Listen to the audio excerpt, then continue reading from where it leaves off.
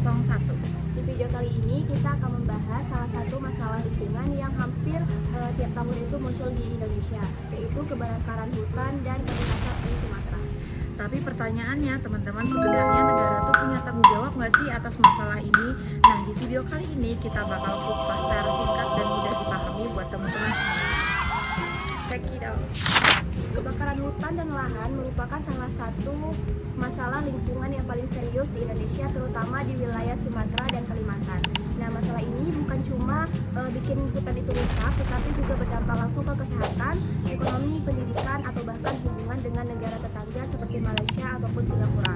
Nah, kabut asap daripada kebakaran hutan ini bisa menyebabkan gangguan pernapasan seperti ispa, aktivitas masyarakat terganggu, serta penerbangan tertunda, dan kualitas udara yang memburuk karena dampaknya sampai ke lintas negara. Nah, masalah ini bukan lagi menjadi masalah lokal, tapi menjadi masalah internasional. Dalam hukum lingkungan, negara mempunyai kewajiban untuk melindungi lingkungan hidup dan menjamin hak masyarakat serta lingkungan yang sehat. Hal ini diatur dalam pasal 28H ayat 1 Undang-Undang Dasar 1945 yang menyatakan bahwa setiap orang berhak mendapatkan lingkungan hidup yang baik dan sehat. Artinya bahwa pemerintah wajib: 1. Mencegah kebakaran hutan, 2. Mengendalikan dampak kabut asap, dan 3. Menindak pelaku pembakaran hutan liar. Selain hukum nasional, Indonesia juga terkait hukum internasional melalui prinsip state responsibility, yaitu negara bisa dimintai pertanggungjawaban atas aktivitas wilayah yang merugikan negara lain.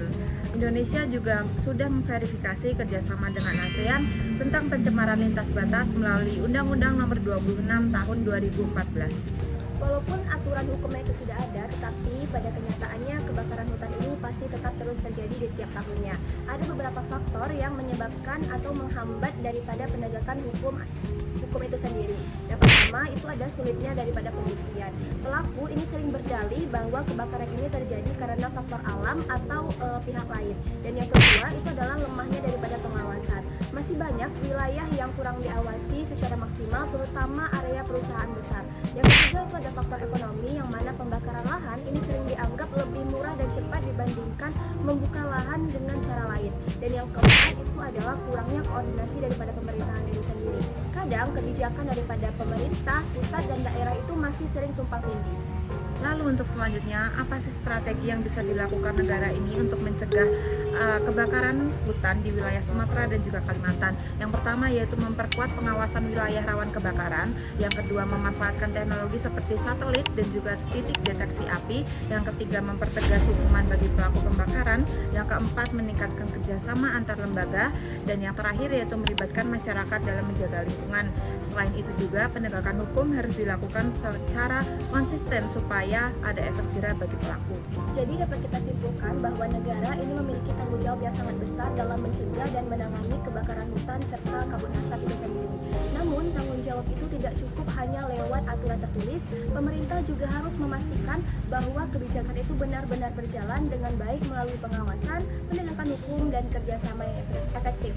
Karena pada akhirnya teman-teman, menjaga lingkungan bukan hanya tugas daripada pemerintah itu sendiri, tetapi juga tanggung jawab kita bersama.